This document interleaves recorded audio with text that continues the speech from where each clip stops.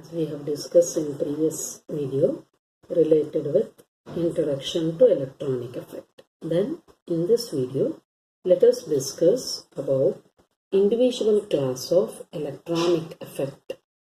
Okay, first is inductive effect, which is represented by the symbol I effect.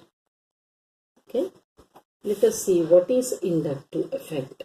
It is a permanent effect. Permanent effect where polarity is created by displacement of sigma electrons towards more electronegative atom, and this electronegative atom may be either more electronegative than carbon or electron withdrawing group which are having more electronegativity as compared to carbon chain. So it means that we can represent it as the straight chain or the sigma bonded carbon which is bonded to X. If X is more electronegative than carbon, displacement of sigma electron will take place towards X. Then carbon atom will get positive charge. Next carbon atom will get slight positive charge. Still positively charged is going to be decreased. In the same way, if a hydrocarbon, open chain hydrocarbon chain bonded to Y, where Y is less electronegative than carbon, then the charge carried by Y will be positive, whereas all these carbon atom will get negative charge. Okay. Now let us see, based upon nature of substituent, there are two types of inductive effect. There are two types of inductive effect. What those are? They may be negative inductive effect or they may be positive inductive effect. In negative inductive effect, substituent is electron withdrawing group, whereas in positive inductive effect, substituent is electron releasing group. Okay. Later we will discuss about how does the application of these inductive effect we can apply for substituent or we can apply for any functional group.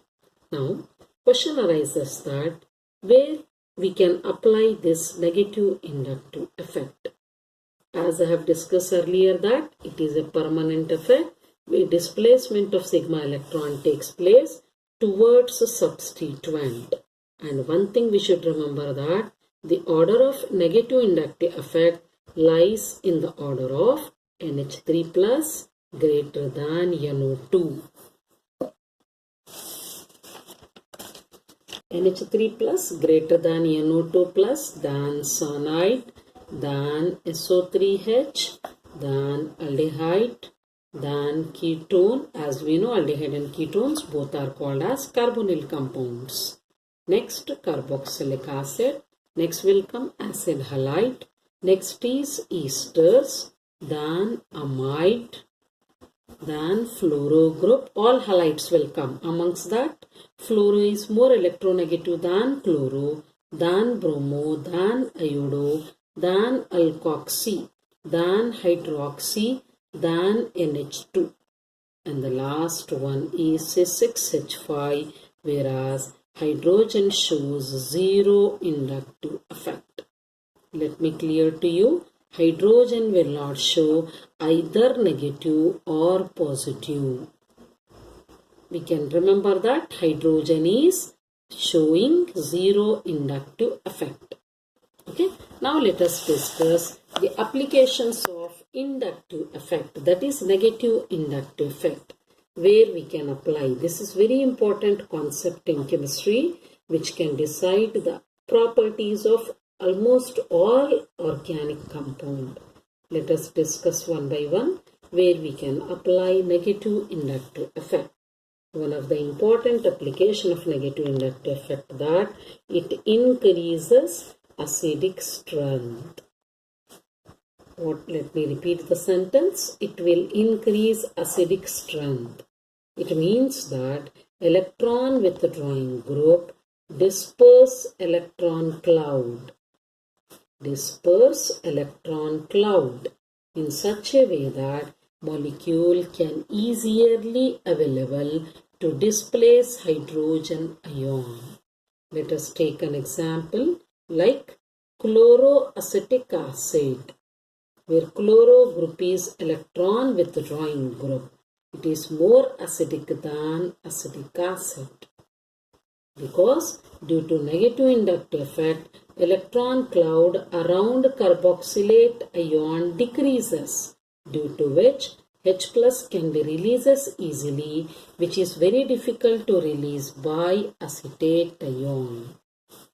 Then second point related with application of negative inductive effect, that more is the strength of electron withdrawing group.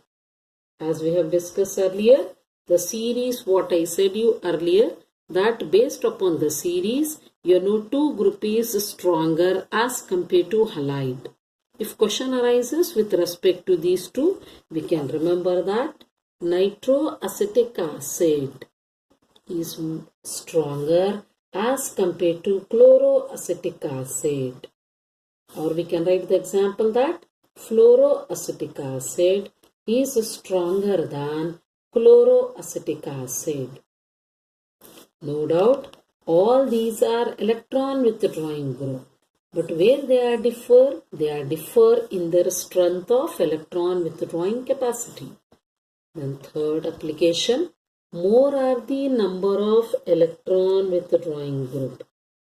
More are the number of electron withdrawing group in such a way that dispersing capacity for electron cloud increases. Electron cloud dispersing capacity increases. Alternatively, it increases acidic strength.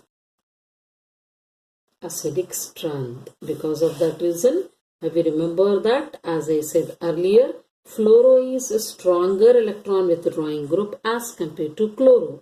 In other way, we can say that trifluoroacetic acid is stronger than difluoro, than monofluoro.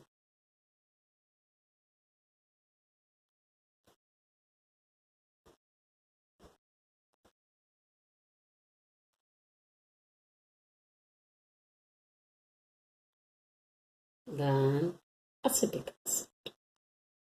So overall, we can observe that 3 electron withdrawing groups are there. In this, there are 2 electron withdrawing group. Here, there are only 1 electron withdrawing group, whereas here we are having no electron withdrawing group.